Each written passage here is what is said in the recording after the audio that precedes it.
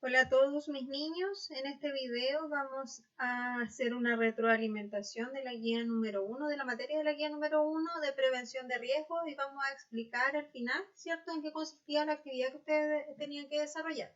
Solo la voy a explicar porque hay aún alumnos que no han entregado su guía, por tanto vamos a hacer una retroalimentación en relación a la materia para que quede un poquito más clarito todo lo que estamos viendo. Nosotros estamos trabajando en la unidad número 1, que tiene que ver con la prevención de riesgos en sí. El objetivo de aprendizaje es reconocer los procedimientos de seguridad de los almacenes y en este video, ¿qué es lo que queremos lograr como objetivo? Reconocer los conceptos de seguridad en almacenes y reconocer las condiciones de seguridad de los almacenes. ¿Ya? Para eso tenemos que ir viendo varios conceptos, ¿cierto? Para que nos vayan quedando clarito en qué consiste la prevención de riesgos en sí. ¿Ya? Y el primer concepto que tenemos es la seguridad, en donde nos da la cualidad de sentirnos seguros, ¿ya? Eso quiere decir que no existen peligros, que no hay riesgos ni daños, ¿ya? Este escenario es el que nos tiene que presentar, ¿cierto? Las empresas en donde nosotros trabajamos, en donde tienen que intentar en lo posible evitar cualquier tipo de daño, ya que puede ocasionar a los trabajadores y asimismo cualquier tipo de incapacidad que pueda provocar en los trabajadores para que puedan realizar su trabajo de mejor manera. ¿Ya? ¿Qué quiere decir esto entonces? Que no existan ni daños ni que existan peligros que puedan provocar una incapacidad en el trabajador. Este concepto es una seguridad que nos tienen que entregar las empresas idealmente, ¿ya? El objetivo en sí de la seguridad laboral en los almacenes, ya que es en donde nosotros queremos direccionar el concepto de prevención de riesgos, va a depender, ¿cierto?, del tipo de almacén en donde nosotros vamos a trabajar y el tipo de producto que nosotros vamos a almacenar. La finalidad, ¿cierto?, es garantizar la integridad de los trabajadores, que no sufran ningún tipo de daño ni riesgo, ¿ya? Y se tienen que tomar ciertas características dependiendo de dónde yo voy a trabajar, como bien dice ahí, del tipo de almacén o el tipo de producto que yo voy a almacenar. De acuerdo a eso, yo tomo las medidas necesarias, ¿cierto?, para que los trabajadores puedan desarrollar de mejor manera su labor. El segundo concepto que tenemos es el peligro, que es fuente, acto o situación, con potencial de daño en términos de enfermedad o lesión de las personas. ¿Qué quiere decir esto? Que no logra ser en sí un accidente, ¿ya? Es lo que lo puede ocasionar. En cambio, el riesgo es la combinación, ¿cierto?, de que exista un peligro y que a su vez el trabajador tenga una lesión o enfermedad causado por algún evento o exposición, ¿ya? La prevención de riesgo es una disciplina que busca promover la seguridad y salud de los trabajadores mediante la identificación, evaluación y control de los peligros y riesgos asociados a un entorno laboral, además de fomentar el desarrollo de actividades y medidas necesarias para prevenir los riesgos derivados del trabajo. Es decir, que yo tengo que identificar cuáles son los peligros y riesgos, tomar el control y luego de eso realizar las medidas necesarias para que los trabajadores no tengan ningún tipo de accidente. Por su parte, los riesgos laborales son las posibilidades de que un trabajador sufra una enfermedad o un accidente vinculado a su trabajo.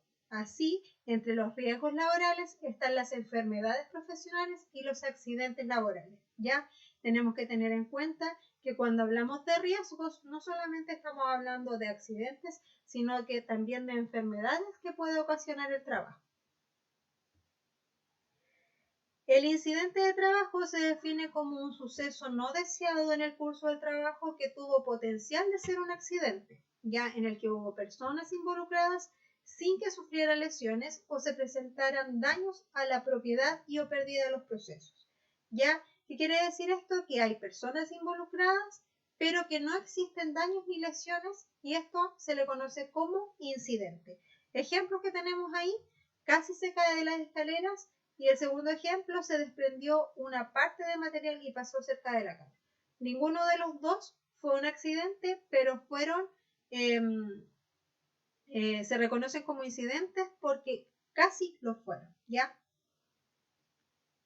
Ahora, cuando hablamos de accidente de trabajo, es todo suceso repentino que sobrevenga, por causa o con ocasión del trabajo y que produzca en el trabajador una lesión orgánica, una perturbación funcional o psiquiátrica, una invalidez o la muerte.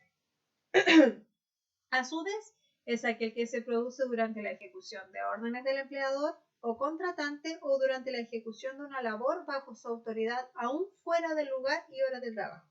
¿Qué quiere decir esto? Que yo, por ejemplo, cuando salgo en la mañana a trabajar y voy en el transcurso, ¿cierto? En un vehículo y sufro un accidente, eso es un accidente laboral.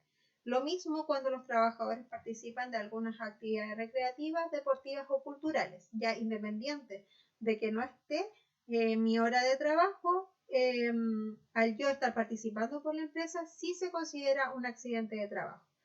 Y debemos reconocer, de cierto, que también hay personas involucradas y existen, en este caso, sí existen los daños y lesiones, ¿ya? A esto lo reconocemos como accidente. Ejemplo de esto es el corte en la mano cuando se manipula una herramienta manual, quemaduras por salpicadura de aceite en el taller, heridas en el rostro durante el torneo de fútbol patrocinado por la empresa. Ahora, cuando hablamos de un accidente grave de trabajo, tiene como consecuencia, ¿cierto?, la amputación de cualquier segmento corporal de un individuo o trabajador. Ya también puede ser una fractura de huesos, un trauma en el cráneo encefálico, quemaduras de segundo o tercer grado, lesiones severas en una mano, lesiones severas en la columna vertebral, lesiones oculares y también que comprometan la capacidad auditiva.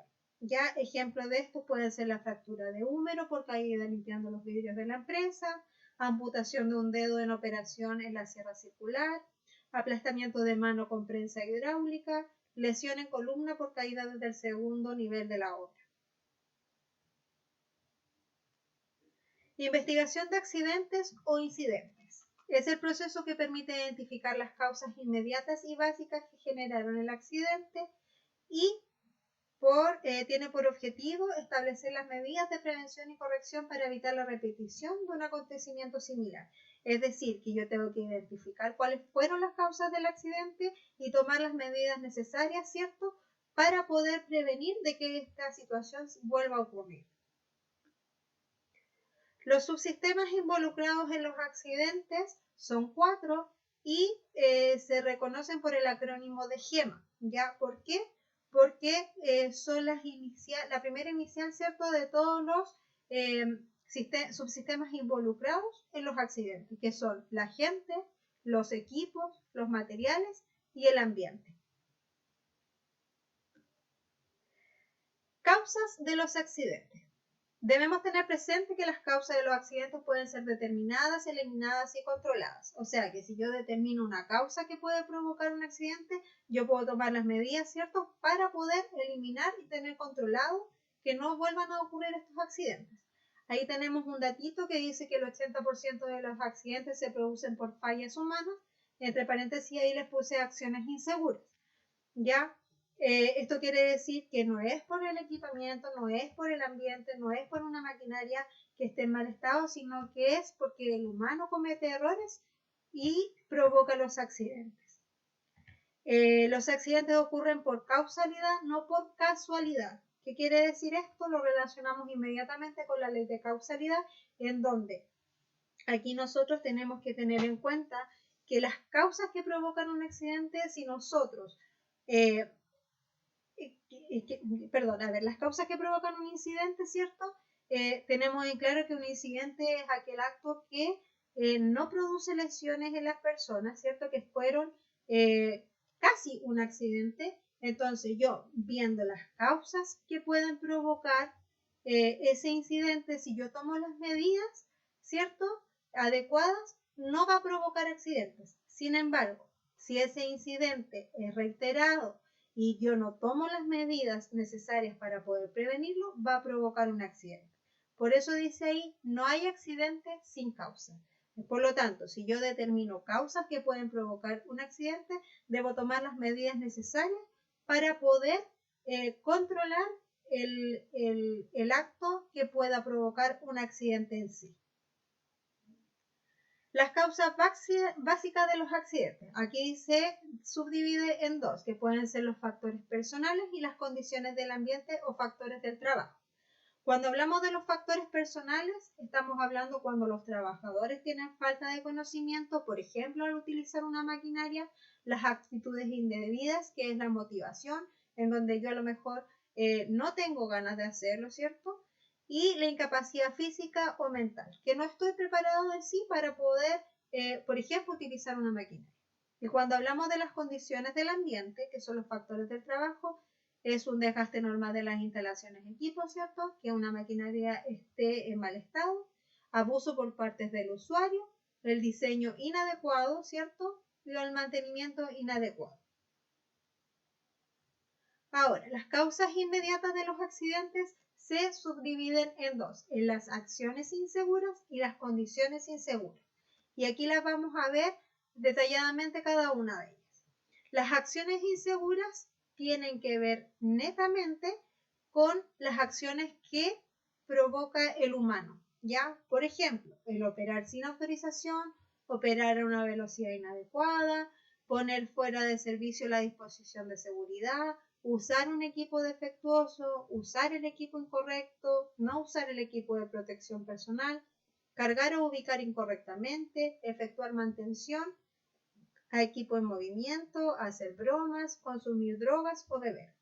En cambio, cuando hablamos de las condiciones inseguras, estamos hablando de las condiciones ambientales que nosotros tenemos en el trabajo, que pueden ser, por ejemplo, herramientas defectuosas, equipos en mal estado, materiales defectuosos, peligros de incendio, gases, polvos, humos, vapores, ruidos excesivos, iluminación o ventilación inadecuada, desorden y desaseo, resguardos proteccionales inadecuados, congestión, señalizaciones inadecuadas e insuficientes. Aquí tenemos que identificar que las acciones inseguras están vinculadas o relacionadas directamente con la persona y las condiciones inseguras con el ambiente. Eso es, chicos, y en relación a la actividad que yo les di, se compone de 6 puntos, ya en donde la primera pregunta que debían responder es ¿cuál es la diferencia entre un incidente de trabajo y un accidente de trabajo? Después tenían que mencionar 3 ejemplos de un incidente de trabajo y 3 ejemplos de un accidente que yo les puse ahí. Creo que 2, ustedes tenían que averiguar uno. Explicar la ley de causalidad, ¿cierto? ¿A qué se refiere? ¿Cuáles son los agentes que participan en los accidentes de trabajo? ¿Cuál es la diferencia entre una acción insegura y una condición insegura? Y por último, identificar si las situaciones son accidentes o condiciones inseguras. Aquí son hartas, ya, pero se las di para poder identificar si había logrado la diferencia entre una y otra. Recuerden que cuando hablamos de una acción insegura está involucrado el humano y cuando hablamos de condiciones inseguras estamos hablando del ambiente de trabajo que no es el apropiado. Eso es, mis chicolines. Espero que estén todos muy bien. Un besito.